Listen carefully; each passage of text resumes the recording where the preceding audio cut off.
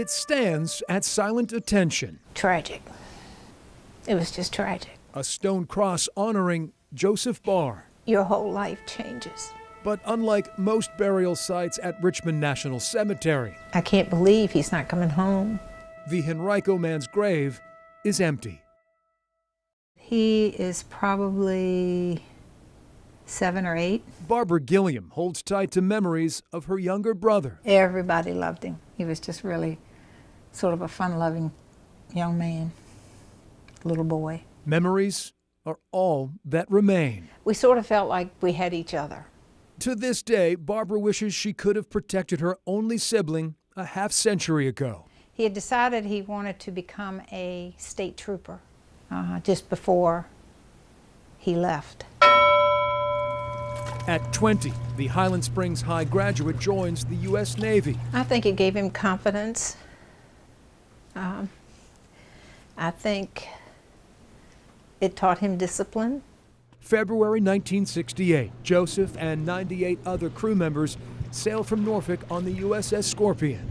The nuclear-powered sub's destination, the Mediterranean, for a 3-month deployment against the backdrop of a simmering Cold War. They were on a mission. So, and the mission was following Russia. In May, the Scorpion skipper radios ahead. The sub is returning home. On the 27th, families wait anxiously at Pier 2 at Naval Station Norfolk. The sub never appears and never will. I had gotten home from work and someone called me. Something catastrophic happened under the sea. The nuclear attack submarine, USS Scorpion, SSN 589, has been reported overdue at Norfolk. The nuclear sub is overdue in high seas, the USS Scorpion with 99 aboard, last contacted May the 21st. The Navy launches a massive search by air and sea. Any signs at all, anything is seen in water, debris, dye markers, anything it can see in the water that would give indication that something is there. June 5th, the sub is declared lost. Barbara's fading hope turns to grim reality. Submarine hunt still fruitless. 5 months later, in October of that year, the Scorpion's wreckage is found off the coast of the Azores. It was just really bad. You just don't believe it could ever happen to you or your family. The sub's entire crew, 99 souls, including Barbara's brother Joseph, rest 2 miles below the surface. I'm sorry. Questions still linger about what happened. A mechanical failure, rogue torpedo, or something more sinister. The Navy never will say it was torpedoed by Russia. In my heart, I know that's what happened to them. I can feel it. The sinking of the Scorpion remains one of history's biggest maritime mysteries. And all the families and what they went through, it really is a tragedy. All of these years later, Barbara still harbors ill feelings. I really don't like to go to the beach. I just don't like to go to the water. To me, it's his gravesite.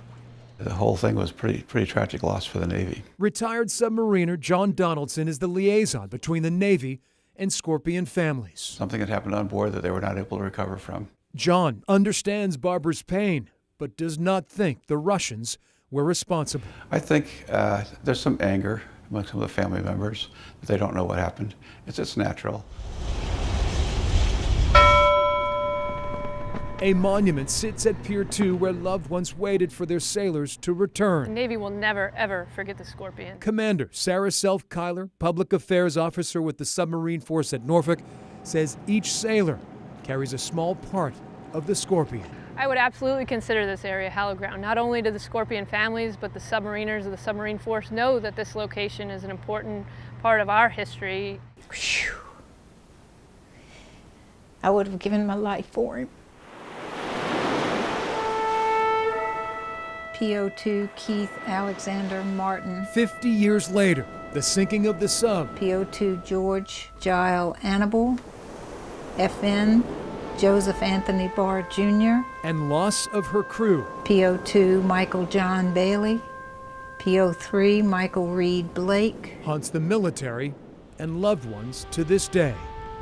I always wanted to think of him on an island somewhere, but I know better.